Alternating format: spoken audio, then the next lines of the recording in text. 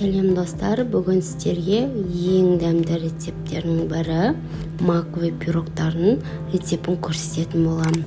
Менімен бірге болып, видеоның соңына дейін қараңыздар.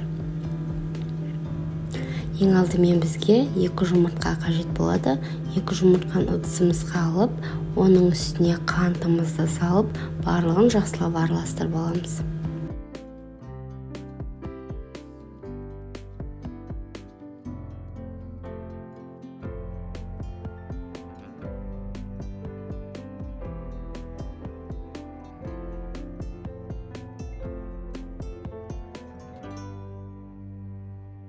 Міне осылай жұмыртқамызды аппақ болып көпіргенше миксермен араластырып аламыз. Енді оның үстіне жылы сүтімізді құямыз. Оның үстіне сосын сұйық майымызды құйып, барлығын тағы да жақсылап миксерлейтін боламыз.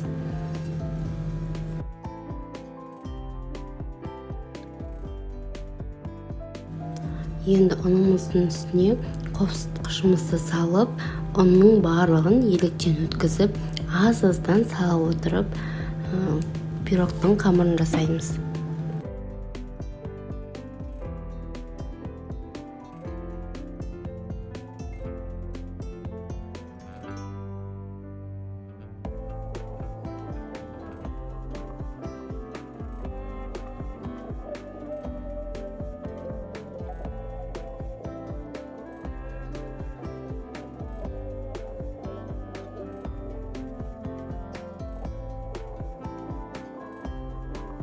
Біздің қамырымыз осындай болған кезінде оның үстіне макымызды салып, оны да жақсылап араластырып аламыз.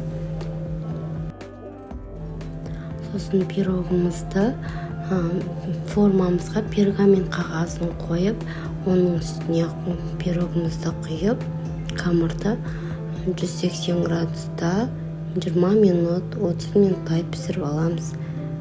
Әркімнің өз пештеріңізге қарай піседі. Міне біздің пирогымыз дайын.